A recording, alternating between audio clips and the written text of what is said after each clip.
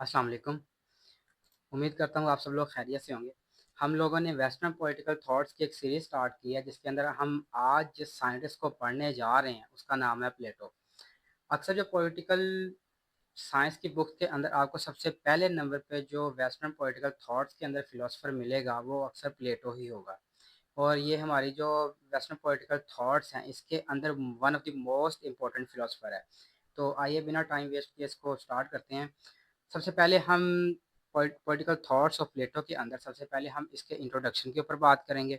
इसका जो basic introduction है, इनकी पैदाइश कहाँ पे हुई, इन्होंने अपनी इब्तदाई तालीम कहाँ से हासिल की, उसके ऊपर बात करेंगे।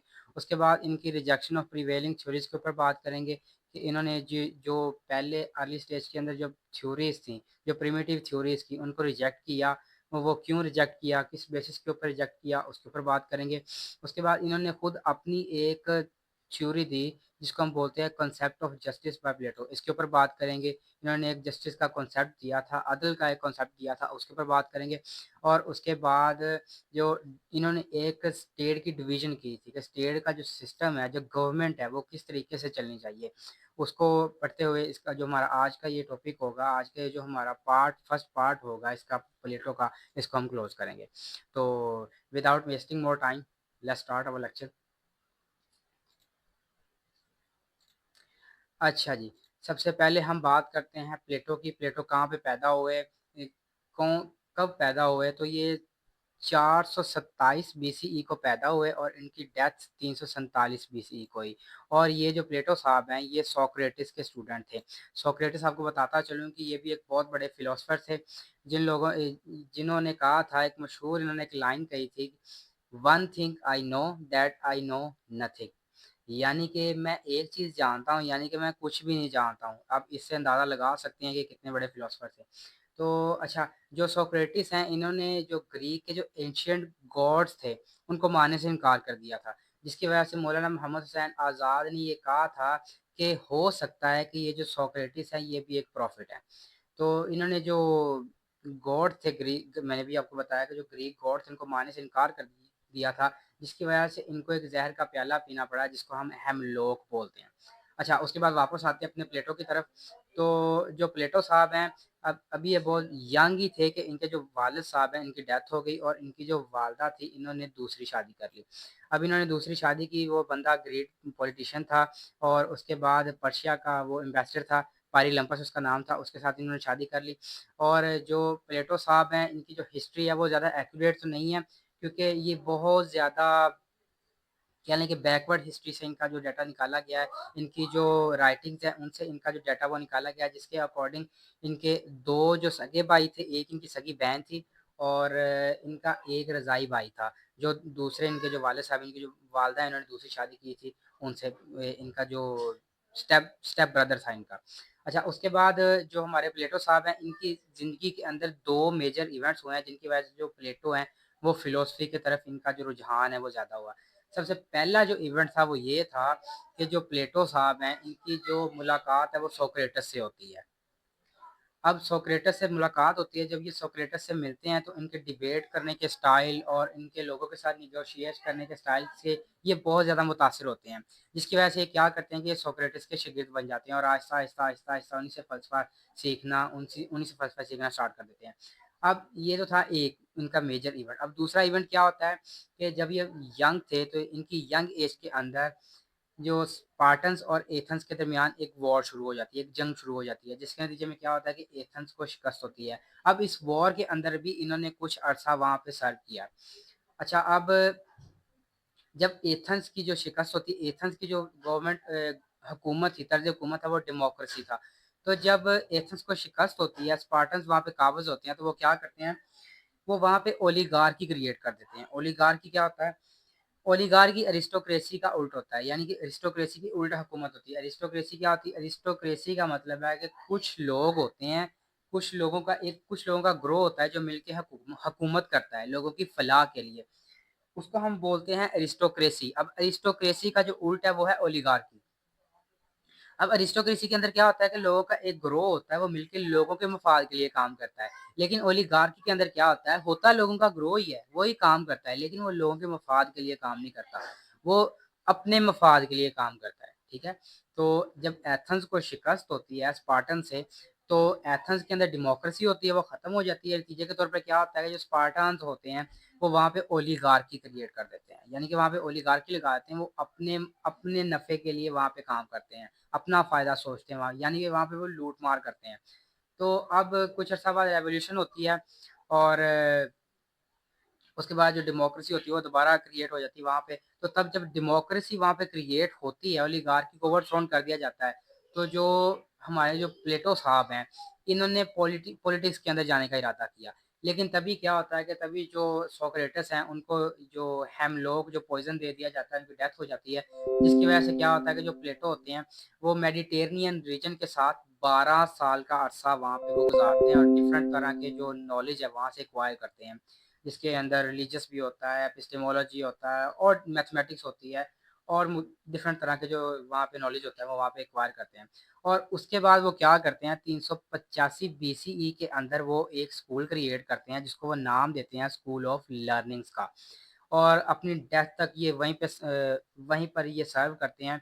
और वहीं पर इनका एक शागिर्द है जो बहुत बड़ा फिलोसफर बनता है आगे जाके, जिसको हम अपनी अगली नेक्स्ट वीडियो के अंदर डिस्कस करेंगे, एरिस्टोटल, जिसको वहाँ पर ये फलसफा सिखाते हैं। अब वो जो एरिस्टोटल हैं वो आगे अलेक्जेंडर द ग्रेट के टीचर बनते हैं, उनको आगे सिखाते हैं। तो इन्होंने एक बुक भी लिखी थी जिसको द रिपब्लिक के नाम से जाना जाता है, बहुत फेमस इनकी बुक है, जिसके अंदर इन्होंने अपने तकरीबन जो ऑल ओवर द वर्क है, तकरीबन जो सारा वर्क है उसको वहाँ पे डिफाइन किया हुआ है। अच्छा जी, आगे बढ़ते हैं। प्लेटो की जो रिजेक्शन ऑफ प्रिवेलिंग थ्योरीज के ऊपर बात करते हैं। जो प्लेटो है उसने जो एग्जिस्टिंग थ्योरीज थी या तो प्रिमिटिव थ्योरीज थी जो डिफरेंट फिलोसफर्स ने दी थी, उनको रिजेक्ट किया और अपनी एक थ्योरी दी।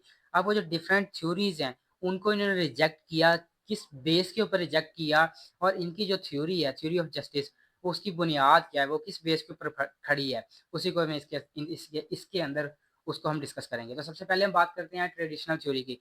तो जो ट्रेडिशनल थ्योरी है was produced by Cephalus and his son Polemarchus, defines justice as speaking truth and paying what was due to gods and men.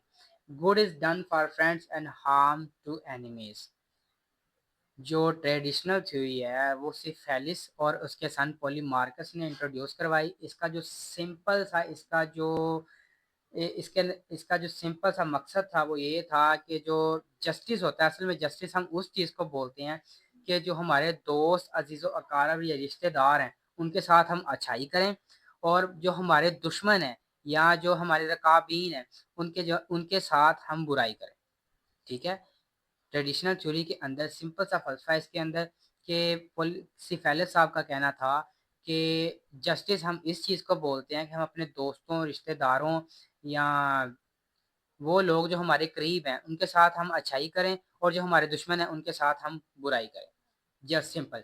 अब जो हमारे प्लेटो साहब हैं इन्होंने ये जो ट्रेडिशनल थ्योरी है इसको मनसूख कर दिया, इसको मानने से इनकार कर दिया। वो किस बेस पे इनकार कर दिया कि प्लेटो साहब का कहना था कि नहीं, ऐसा नहीं हो सकता कि आप अपने अपने दोस्तों के साथ अच्छाई करो और जो आपके दुश्मन हैं उनके साथ आप बुराई करो, ऐसा नहीं हो सकता। इन्होंने कहा कि जस्टिस जो है वो हर बंदे के लिए इक्वल है, हर बंदे को इंसाफ मिलना चाहिए। उनका वो क्या मानना था कि हर बंदा एक जैसा नहीं होता, तो इसीलिए ये अगर आपके कुछ आपके एनिमीज हैं तो आप ऐसा नहीं कर सकते कि आप उनके साथ आप बुरा करो, ऐसा ये बिल्कुल आप नहीं कर सकते। तो इस बेस के ऊपर इन्होंने ये जो ट्रेडिशनल थ्योरी है इसको इन्होंने मनसूख कर दिया था, इसको कैंसिल कर दिया था।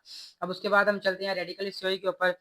Produced by Thrasymachus, justice as an interest of stronger might is right, for example king. अब ट्रेसिमेकस का मानना था कि जो जस्टिस होती है वो जो ताकतवर लोग होते हैं, ये ताकतवर लोगों का शोषा होता है, ये जस्टिस, सिंपल सी बात। अब इनका मानना था कि जो स्ट्रॉन्ग लोग होते हैं, ऐसे लोग जिनके पास पावर होती है, जिनके पास पैसा होता है, ये लोग होते हैं, ये अपने जो निज़ाम होते हैं इनको रन करने के लिए अपने हिसाब से जो रूल्स एंड रेगुलेशंस बनाते हैं, इसी को ही हम जस्टिस बोलते हैं। ठीक है, जैसे for example might might is right, यानी इसका मतलब है कि जो कोई बड़ा आदमी, कोई बासर और रसूख आदमी जो बात कह देगा वही बात ठीक है। जैसे फॉर एग्जांपल यहाँ पे एग्जांपल दी गई है किंग की, कि अगर एक ओलिगार्की सिस्टम है, सॉरी मोनार्की सिस्टम है, मोनार्की सिस्टम के अंदर क्या होता है, एक किंग होता है, वो सारी स्टेट को या सारी रियासत को या सारी कम्युनिटी को वो डील कर रहा होता है। अब बादशाह सलामत ने जो बात कह दी है वो कह दी उन्होंने। अब जो उन्होंने कह दिया है वो हर बंदे को मानना पड़ेगा, हर बंदे के ऊपर वो लागू हो जाता है। सेम यही बात इन्होंने कही कि जो पावरफुल लोग होते हैं, वो जो चीज़ वो जो बात वो कह देते हैं, जो रूल्स एंड रेगुलेशंस बना देते हैं, उसी को हम जस्टिस कहते हैं। ठीक है? अब उसके बाद strongest government make laws to the suitability of rules seeking the trust of the ruler. वही बात अगेन यहाँ पे हो गई है कि जो स्ट्रॉन्गेस्ट गवर्नमेंट होती है वो लॉज बनाती है, रूल्स बनाती है, किस लिए? Seeking the interest of the ruler. जो रूलर होता है उसके जो इंटरेस्ट होते हैं, उसके जो मफादात होते हैं, उनको पूरा करने के लिए जो रूल्स बनाते हैं उसी को हम क्या बोलते हैं? उसको हम जस्टिस बोलते हैं। अब ये जो हमारे प्लेटो साहब हैं, इन्होंने ये जो थ्योरी है इसको भी रिजेक्ट कर दिया था। उन्होंने कहा कि नहीं, ऐसा नहीं हो सकता है कि जो बंदा जो स्ट्रोंगर है वो रूल्स एंड रेगुलेशंस अपने हिसाब से बना रहा है, ऐसा नहीं होना चाहिए। जो गवर्नमेंट होती है बल्कि उसको तो ऐसा होना चाहिए कि वो लोगों की हमायत के अंदर बात करे, बल्कि गवर्नमेंट को ऐसे रूल बनाने चाहिए जो हमारी वीक क्लास है, जो छोटे तबकाती लोग हैं, उनकी फलाह बहबूद के लिए रूल्स बनाने चाहिए। ऐसे रूल्स बनाने चाहिए जो उन छोटे तबके वाले लोग हैं उनकी फलाह के लिए काम करें, ऐसे रूल्स बनाने चाहिए। तो इसी बेस के ऊपर इन्होंने ये जो रेडिकलिस्ट थ्योरी है इसको भी रिजेक्ट कर दिया था। अब उसके बाद बात करते हैं pragmatic theory of justice produced by Glaucon. Justice is not inherent और natural, rather than this is a social agreement to maintain peace. Glaucon साहब का मानना था कि जो जस्टिस होती है या जो अदल है वो वरासती नहीं होती या वो नेचुरल नहीं होती। ठीक है? अब इसका इनका मानना था कि जो जस्टिस होती है वो एक सोशल एग्रीमेंट होता है, किस लिए? पीस को मेंटेन करने के लिए। ठीक है? अगर हम सिंपल वर्ड्स के अंदर इसकी एग्जांपल यूज करें तो फॉर एग्जांपल अब एक ग्रोह है लोगों का जो एक जगह पे रह रहा है। जैसे फॉर एग्जांपल कुछ स्टूडेंट्स हैं जो हॉस्टल के अंदर रह रहे हैं। अब एक रूम के अंदर 6-7 स्टूडेंट्स रह रहे हैं। अब वो जो स्टूडेंट्स हैं वो क्या करते हैं, उस रूम के अंदर रहने के लिए कुछ रूल्स एंड रेगुलेशंस बनाते हैं ताकि जो एक दूसरे के दरमियान जो कॉन्फ्लिक्ट है, जो लड़ाई झगड़ा है, उससे बचा जा सके। अब वो जो रूल्स एंड रेगुलेशंस बना रहे हैं, वो रूल्स बना रहे हैं, वो वक्ती ज़रूरत है। ठीक है? अब वो वक्ती वो वक़्त जो जिस टाइम या वो वक़्त जिस वक़्त के अंदर वो एक रूम के अंदर रह रहे हैं, उसके अंदर वो कॉन्फ्लिक्ट को ख़त्म करने के लिए, मिसअंडरस्टैंडिंग को ख़त्म करने के लिए जो रूल्स बना रहे हैं, उसको हम बोलेंगे जस्टिस। ठीक है? किसके अकॉल? ग्लूकन के अकॉर्डिंग हम वो जो चीज़ सोशल एग्रीमेंट है, जो वक़्त की ज़रूरत है, जो वक़्त की ज़रूरत के मुताबिक हम सोशल एग्रीमेंट करते हैं, उसको हम बोलते हैं जस्टिस। ठीक है? अगर इसको एक और एग्ज़ाम्पल से हम इसको सिंप्लीफाई करने की कोशिश करें तो जैसे फॉर एग्ज़ाम्पल हमारे रिलेटिव्स होते हैं। रिलेटिव्स क्या करते हैं? एक-दूसरे की प्रॉपर्टी का वो ध्यान रखते हैं, एक-दूसरे की प्रॉपर्टीज़ का वो क्या है कि वो एक-दूसरे की प्रॉपर्टी का वो एहतराम करते हैं। ठीक है? तो इस वजह से जो एक-दूसरे का एहतराम कर रहे हैं प्रॉपर्टीज़ का, एक-दूसरे की जो सेल्फ रिस्पेक्ट है उसका एहतराम करते हैं, वो इसी वजह से करते हैं कि वो एक सोशल एग्रीमेंट है। तो ये जो हमारे प्लेटो साहब ने इनकी जो ये जो प्रैग्मेटिक थ्योरी है इनको भी इन्होंने रिजेक्ट कर दिया था। अच्छा जी, उसके बाद हम बात करते हैं कॉन्सेप्ट ऑफ जस्टिस बाय प्लेटो। जो हमारे प्लेटो साहब इन्होंने क्या किया, जो डिफरेंट प्रिमिटिव थ्योरीज थी उनको इन्होंने रिजेक्ट कर दिया। अब इन्होंने रिजेक्ट करके अपना एक जस्टिस का कॉन्सेप्ट दिया। अब वो कॉन्सेप्ट क्या था उसको डिटेल के अंदर हम इसको डिस्कस करते हैं। Three constituents in human minds, reason, spirit and appetite which are represented by rulers, soldiers and farmers. अब इनका मानना था कि जो हमारा ह्यूमन माइंड होता है इसके अंदर तीन अज्जा होते हैं, तीन कॉन्स्टिट्यूएंट होते हैं, जिसको हम नाम देते हैं रीजन का, उसके बाद स्पिरिट का और उसके बाद एपिटाइट का। ठीक है? अब इन्होंने बोला कि ये जो तीन जो कॉन्स्टिट्यूएंट्स हैं ह्यूमन माइंड्स के, हम इनको कैसे कंट्रोल करते हैं? रूलर्स के ज़रिए, सोल्जर्स के ज़रिए और फार्मर्स के ज़रिए। Justice is done by doing their duties. अब ये जो हमारे प्लेटो साहब इन्होंने क्या किया कि इन्होंने कहा कि हमारा जो ह्यूमन माइंड है ये तीन चीज़ों से मिलकर बना है, रीज़न, स्पिरिट और एपेटाइट के साथ मिलके बना है। और इनका मानना है कि ये जो तीन चीज़ें हैं इनको इनको कंट्रोल करने के लिए इन्होंने क्या किया कि जो हमारा जो सोसाइटी है इसको तीन तबकात के अंदर डिवाइड कर दिया। एक तबका दे दिया रूलर्स को, दूसरा तबका दे दिया सोल्जर्स को और तीसरा तबका दे दिया फार्मर्स को। और इनको इनकी ड्यूटीज असाइन कर दी। जो रूलर्स हैं वो क्या करते हैं, वो रीजन के साथ डिनाई करते हैं, और उसके बाद जो सोल्जर्स हैं वो स्पिरिट के साथ डिनाई करते हैं, और जो फार्मर्स हैं वो एपिटाइट के साथ डील करते हैं। तो इनका मानना था कि असल में ये जो तीन तबकात हैं, ये रूलर्स, सोल्जर्स और फार्मर्स, अगर ये अपनी ड्यूटीज सही तरीके से सरअंजाम दी जा रहे हैं तो इसी चीज को हम बोलते हैं कि ये जस्टिस है। ठीक है, प्लेटो साहब का मानना था कि ये जो 3 रीजन, स्पिरिट और एपेटाइट हमारी ह्यूमन माइंड्स की कॉन्स्टिट्यूएंट्स हैं, इनको रूलर्स, सोल्जर्स और फार्मर्स अगर सही तरीके से इनको सरअंजाम दे जा रहे हैं तो इसी चीज को हम बोलते हैं कि ये जस्टिस है। अब बार्क ने भी इस चीज की हिमायत की। उनका कहना है कि social justice is a principle of concept of society consisting of different types of men who have combined with each other to perform their duties। ठीक है, बाग साहब क्या कह रहे हैं कि सोशल जस्टिस जो है ये एक ऐसी सोसाइटी का कंसेप्ट है जिसके अंदर क्या होता है कि डिफरेंट तरह के लोग होते हैं, वो क्या करते हैं, वो अपनी असाइन ड्यूटीज को अच्छे तरीके से सरअंजाम देते हैं। इसको बोलते हैं हम कंसेप्ट ऑफ जस्टिस बाय प्लेटो। अच्छा जी, अब इसके बाद ये जो प्लेटो साहब का कंसेप्ट ऑफ जस्टिस है इसके ऊपर बहुत ज़्यादा क्रिटिसिज्म भी होती है। वो किस वजह से होती है उसको हम डिस्कस करते हैं। अच्छा जी, सबसे पहले क्या होती है कि ये एक मॉरल प्रिंसिपल है, इसके अंदर सेल्फ रिजेक्शन करनी पड़ती है। ठीक है, जो हमारे प्लेटो साहब है इन्होंने एक सोसाइटी बना दी, उसको डिवाइड कर दिया 3 तबकात के अंदर। इसके अंदर इनकी जो थ्योरी है वो रिलाई करती है सेल्फ रिजेक्शन के ऊपर रिलाई करती है।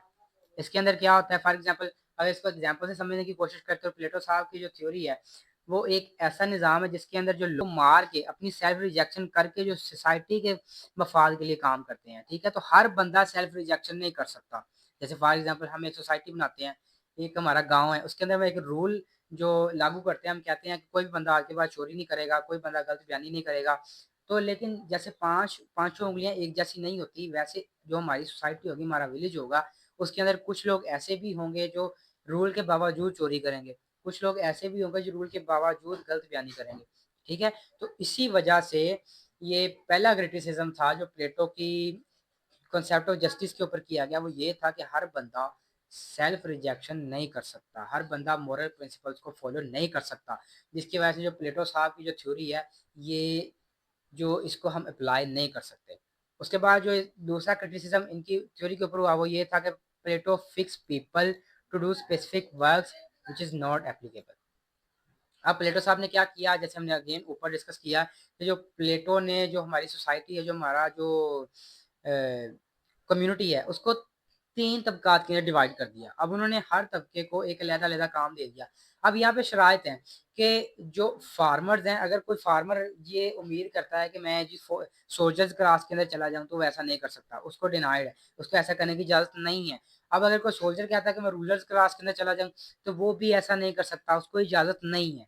ठीक है, तो इसी वजह से जो प्लेटो साहब हैं उन्होंने हर बंदे को उनका काम असाइन कर दिया, लेकिन कुछ लोग होते हैं वो असाइन ड्यूटीज नहीं कर सकते, उनका रुझान ही नहीं होता। जैसे फॉर एग्जांपल कुछ लोग होते हैं वो फार्मिंग नहीं कर सकते, उनको अच्छी नहीं लगती फार्मिंग। ठीक है, तो इसी तरह से अगर फार्मर्स क्लास के अंदर कुछ ऐसे लोग हैं जो फार्मिंग नहीं कर सकते या जिनका रुझान फार्मिंग की तरफ नहीं है, तो ऐसे लोग तो फिर फार्मिंग नहीं करेंगे। तो ऐसे इस सूरत के अंदर क्या होगा कि वो जो लोग अपनी ड्यूटी सर अंजाम नहीं देंगे, तो जो फिर एज अ रिजल्ट क्या होगा, जो प्लेटो साहब की कॉन्सेप्ट ऑफ जस्टिस है वो फेल हो जाएगा। उसके बाद तीसरा जो क्रिटिसिज्म इनके ऊपर वो क्या था, this concept gives absolute power to one class. ये बहुत बड़ा ड्रॉबैक था प्लेटो के कॉन्सेप्ट ऑफ जस्टिस का, कि अब इसके अंदर वो क्या कर रहे हैं कि एक क्लास को जो प्लेटो साहब हैं वो एब्सोल्यूट पावर दे रहे हैं। कौन सी क्लास, रूलर्स। रूलर्स के अंदर क्या आते हैं, जो फिलोसफर किंग होता है। फिलोसफर किंग के अंदर क्या हो रहा है कि जो प्लेटो साहब हैं फिलोसफर किंग को बहुत ज़्यादा एब्सोल्यूट पावर दे रहे हैं। अब वो एब्सोल्यूट पावर की वजह से क्या हो रहा है कि जो जो रूलर क्लास है वो बेधड़क करप्शन कर सकती है, अपने रूल्स एंड रेगुलेशंस बना सकती है, अपने मफाद के लिए काम कर सकती है, इनको पूछने वाला कोई नहीं है। ठीक है, तो जिस वजह से ये भी एक ड्रॉबैक था प्लेटो की थ्योरी का, जिसकी वजह से इसको इम्प्लीमेंट नहीं किया जा सकता था। आगे बढ़ते हैं, बात करते हैं प्लेटो की डिवीजन ऑफ स्टेट की। जो प्लेटो साहब हैं इन्होंने स्टेट को 3 तरीकों के अंदर इन्होंने डिवाइड किया। सबसे पहले मोनार्की, उसके बाद एरिस्टोक्रेसी और उसके बाद डेमोक्रेसी। अब बात करते हैं मोनार्की की। तो जो मोनार्की है ये एक ऐसा गवर्नमेंट सिस्टम होता है जिसके अंदर जो एक बंदा होता है, एक इंडिविजुअल होता है, वो पूरी स्टेट को कंट्रोल करता है। जैसे फॉर एग्जाम्पल अगर हम एग्जाम्पल इसकी यूज करें, जैसे बादशाह। ठीक है, अब मोनार्की के अंदर क्या होता है, एक बादशाह होता है, वो अवाम की फलाह के लिए फैसले लेता है और अवाम की फलाह के लिए रूल्स एंड रेगुलेशंस को क्रिएट करता है। अब उसकी जो बैड फॉर्म है वो है टायरेनी। टायरेनी के अंदर भी एक ही बंदा होता है जो गवर्नमेंट करता है, लेकिन इसके अंदर क्या होता है कि वो अवाम की फलाह के लिए काम नहीं करता, बल्कि वो अपने मफादात की खातिर काम करता है। अब उसके बाद बारी आती है एरिस्टोक्रेसी। एरिस्टोक्रेसी का मतलब है कि एक गिरोह है लोगों का जो अवाम की फलाह बहबूद के लिए काम कर रहा है, अवाम की फलाह बहबूद के लिए फैसले ले रहा है। लेकिन उसके उल्ट क्या है, ओलिगार्की। अब ओलिगार्की के अंदर क्या है कि है एक ग्रोह ही है, एक ग्रोह ही है जो हुकूमत कर रहा है, लेकिन वो ग्रोह क्या कर रहा है कि वो ग्रोह अपने मफादात की खातिर हुकूमत कर रहा है। जैसे हमने प्लेटो के शुरू जो इंट्रोडक्शन की स्लाइड के अंदर हमने पढ़ा था कि जो स्पार्टन्स होते हैं वो एथेंस को शिकस्त देते हैं और वहाँ पे ओलिगार्की लगा देते हैं। सेम वैसे ओलिगार्की क्या होता है, को अपने मफाद के लिए काम करते हैं। उसके बाद डेमोक्रेसी। डेमोक्रेसी के अंदर ये होता है कि जो लोगों की हुकूमत होती है, अवाम की हुकूमत होती है, अवाम मिलके अपने फ़ायदे के लिए जो फैसले लेते हैं। अब उसकी जो बैड फॉर्म है वो है एनार्की। एनार्की के अंदर क्या होता है कि लोग जो होते हैं वो किसी की नहीं सुनते, वो धड़ाधड़ मार-धाड़ हो रही है, कत्लो-गारत हो रही है, लूट-मार का बाज़ार गर्म हो रहा है। तो जिसकी वजह से क्या है कि ये एक नेगेटिव फॉर्म है डेमोक्रेसी की। तो यहाँ पर जो हमारा प्लेटो का जो फर्स्ट पार्ट है इसको एंड करते हैं। उसके बाद इसकी आगे बहुत इंपॉर्टेंट इसकी जो फिलोसफीज हैं, जो इसने और भी फिलोसफीज दी हैं, एजुकेशन इसने सेपरेशन ऑफ एजुकेशन की है प्लेटो साहब ने। उसके बाद इन्होंने एक बहुत बड़ा कॉन्सेप्ट दिया था कम्युनिज्म ऑफ वाइव्स का, और उसके बाद कम्युनिज्म ऑफ प्रॉपर्टीज का कॉन्सेप्ट दिया था, जिसके ऊपर इनके ऊपर बहुत ज़्यादा तनकीद भी की गई थी। उसको हम इंशाल्लाह नेक्स्ट लेक्चर के अंदर कवर करेंगे। तो अब तक के लिए इतना ही था। आई होप सो आपको हमारी वीडियो पसंद आई होगी। तो मिलते हैं अपनी अगली वीडियो में। टिल देन सी यू, अल्लाह हाफिज़।